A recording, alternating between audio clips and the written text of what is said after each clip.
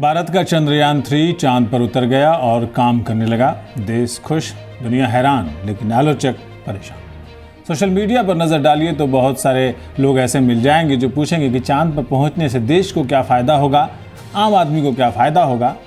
आज हम बताएंगे चंद्र मिशन से देश को क्या लाभ पहुंचेगा।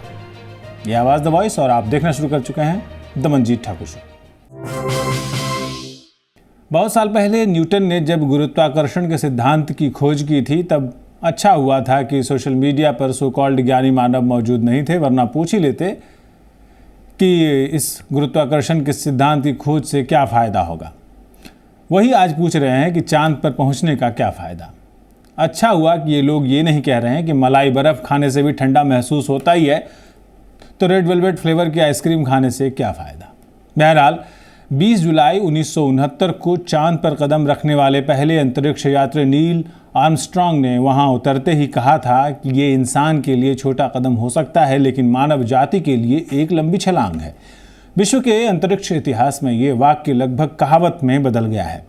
उस घटना की आधी सदी से भी ज़्यादा समय के बाद भारत का चंद्रयान 3 हाल में चांद के दक्षिणी ध्रुव पर उतरा है। उसके बाद विक्रम लैंडर की ढलाल नुमा सीढ़ी से उतरकर मून रोवर प्रज्ञान ने भी धीरे धीरे चांद की सतह पर अपनी यात्रा शुरू कर दी है। आप इसकी तस्वीरें देख पा रहे होंगे। प्रज्ञान संभवतः प्रति सेकेंड हद से 1 सेंटीमीटर की रफ्तार से आगे बढ़ पा रहा है, लेकिन पर्यवेक्षकों को, वैज्ञानिकों को इस बात पर रत्ती भर भी संदेह नहीं है कि चांद के सीने पर यह छोटा कदम भू राजनीति और चांद आधारित अर्थव्यवस्था यानी लूनर इकोनॉमी में एक लंबी छलांग है।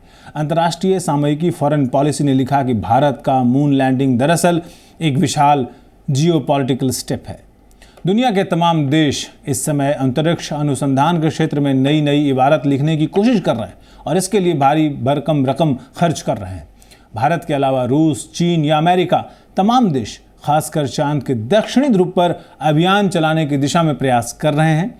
माना जा रहा है कि मौजूदा पृष्ठभूमि में भारत की ये बेमिसाल कामयाबी उसके लिए नई नई संभावनाओं के दरवाजे खोल देगी। भारत के विज्ञान और प्रौद्योगिकी राज्य मंत्री जितेंद्र सिंह ने तो पूर्वानुमान लगाया है कि आगामी कुछ वर्षों के दौरान ही भारत स्पेस सेक्टर या अंतरिक्ष क्षेत्र में 1 ट्रिलियन यानी 1 लाख करोड़ डॉलर की अर्थव्यवस्था बन जाएगा। इस क्षेत्र के ज़्यादातर विशेषज्ञों का मानना है कि चंद्रयान 3 की अभूतपूर्व कामयाबी के बाद भारत के लिए ऐसा करना असंभव नहीं है।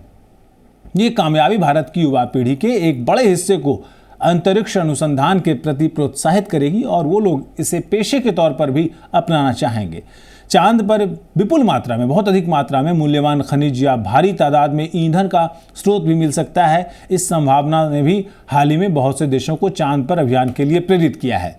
मौजूदा पृष्ठभूमि में यह माना जा रहा है कि अंतरिक्ष यान चंद्रयान 3 की कामयाबी भारत को पैनल पोजीशन में ले आएगी, यानी अंतर्राष्ट्रीय दौड़ में आगे बनाए रखेगी। पूर्व सोवियत संघ और अमेरिका में चांद पर सबसे पहले पहुंचने की जो होड़ बहुत मशहूर रही है, उसके 6 दशकों के बाद अब चांद के मुद्दे पर नए सिरे से प्रतियोगिता शुरू हुई है और इस बार आकर्षण का केंद्र है चांद का दक्षिणी ध्रुव, जहां वैज्ञानिकों को पानी या बर्फ मौजूद होने के सबूत मिले हैं।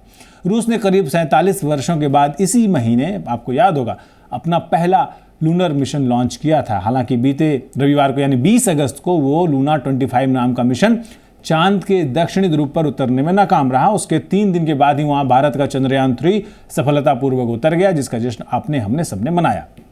अमेरिका ने वर्ष 2025 के भीतर ही उस इलाके में पहली बार अंतरिक्ष यात्रियों को उतारने की योजना बनाई है। उसने इसकी तैयारियां भी शुरू कर दी हैं। चीन ने भी इस दशक के खत्म होने से पहले ही चांद के दक्षिणी ध्रुव पर अंतरिक्ष यात्री सहित और अंतरिक्ष यात्री समेत अंतरिक्ष यान उतारने की योजना बनाई है, यानी बिना अंतरिक्ष यात्रियों के भी वो अपना अभियान भेजेगा और अंतरिक्ष यात्रियों के साथ भी।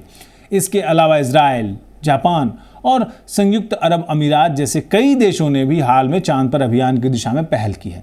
हालांकि ऐसे तमाम प्रयास पहले चरण में ही नाकाम रहे हैं। दक्षिण ध्रुव के प्रति बढ़ते आकर्षण की मूल वजह क्या है? वजह यह है कि वहां सचमुच पानी मिलने की स्थिति में उसे रॉकेट के ईंधन के तौर पर इस्तेमाल किया जा सकता है। वैज्ञानिकों को उम्मीद है कि वहां पानी की पर्याप्त सप्लाई सुनिश्चित होने की स्थिति में चांद पर एक स्थायी स्टेशन यानी परमानेंट बेस बनाया जा सकता है, या फिर मंगल ग्रह या उससे भी दूर के जो अंतरिक्ष अभियान होंगे उसके लिए लॉन्च पैड स्थापित किया जा सकता है। नासा के शीर्ष अधिकारी हैं बिल नेल्सन। उन्होंने भी एक इंटरव्यू में, मीडिया इंटरव्यू में कहा है कि चांद के दक्षिणी ध्रुव पर सचमुच पानी मिलने की स्थिति में भविष्य के अंतरिक्ष यात्रियों या अंतरिक्ष यानों को काफ़ी मदद मिलेगी। लेकिन उनकी एक आशंका भी है। उन्होंने कहा कि अगर चीन उस इलाके में सबसे पहले अपने किसी अंतरिक्ष यात्री को उतार देता है तो वो चांद के दक्षिणी ध्रुव पर अपना दावा करना चाहेगा। ऐसी प्रतियोगिता निकट भविष्य में शुरू हो सकती है। इसी आशंका से अमेरिका ने वर्ष 2020 में आर्टेमिस समझौता किया था। इस समझौते पर दस्तखत करने वाले देशों ने अंतरिक्ष अनुसंधान के मामले में तय नीतियों का पालन करने और उसके रिसोर्सेज के समान इस्तेमाल पर सहमति दी है।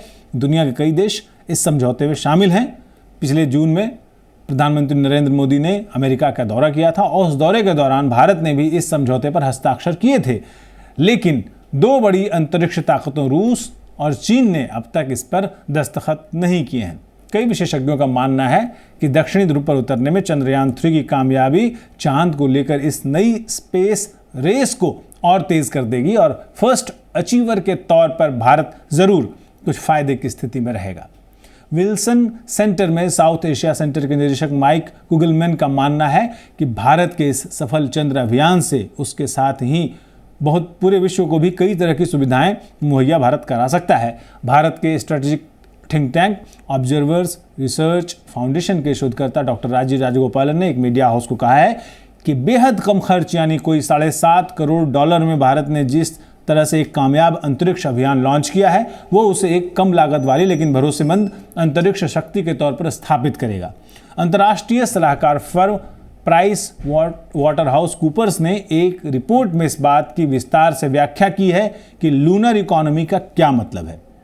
रिपोर्ट के अनुसार चांद पर जितनी तरह के संसाधन हैं उनका चांद पर, पृथ्वी पर और चांद की कक्षा में कामयाबी से इस्तेमाल ही अर्थव्यवस्था का सूचक है। जैसे चांद पर हीलियम का एक आइसोटोप होता है, हीलियम 3, इसका एक बहुत विशाल भंडार है जो नवीकरणीय ऊर्जा का विशाल स्रोत हो सकता है। लेकिन उस हीलियम 3 का पृथ्वी के हित में कैसे इस्तेमाल किया जा सकता है वही लूनर इकोनॉमी का एक महत्वपूर्ण पहलू है। उन्होंने यहाँ तक ये पूर्वानुमान लगाया कि एक दिन चांद पर रियल एस्टेट या ज़मीन के मुद्दे पर भी, भूखंडों के बंटवारे पर भी दुनिया के विभिन्न देशों के बीच प्रतियोगिता शुरू हो सकती है।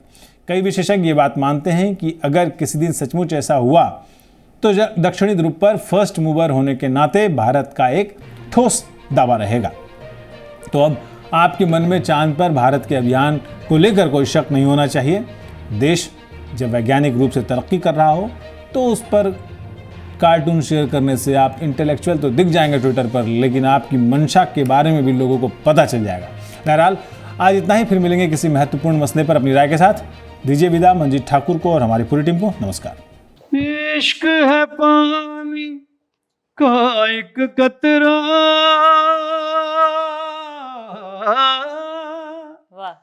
कतरे में तूफान,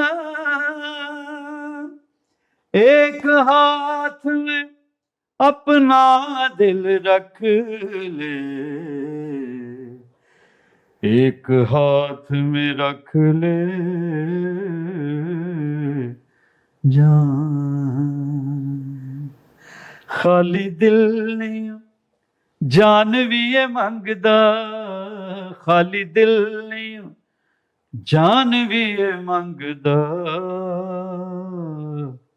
इश्क दी गली विचों कोई कोई लंघदा, इश्क दी गली विचों कोई कोई लंघदा।